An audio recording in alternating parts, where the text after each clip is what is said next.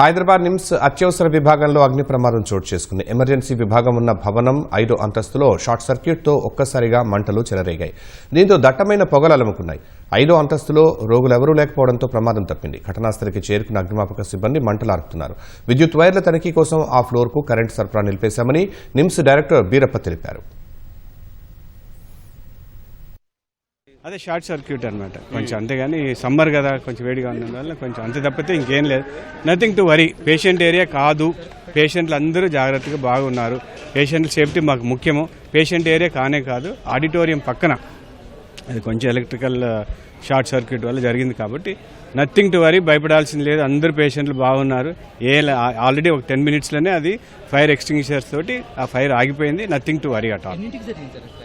Around 4:30. ఎక్కడ లేదు, అది పేషెంట్ ఏరియా కానే కాదు. పేషెంట్ లేదు, ఒక ఫ్లోర్ కావాలని మేమే తీసాం. మిగతా ఫ్లోర్ కనిపిస్తుంది కదా, ఎలక్ట్రిసిటీ ఉంది. ఒక ఫ్లోర్లోనే మేమే తీసాము, ఎందుకంటే అది ప్యానల్ని చెక్ చేసుకొని రెక్టిఫై అయిన తర్వాత ఆన్ చేస్తారు.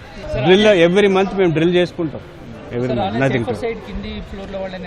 అక్కర్లేదు, nothing to worry. We gone and inspected every entire area.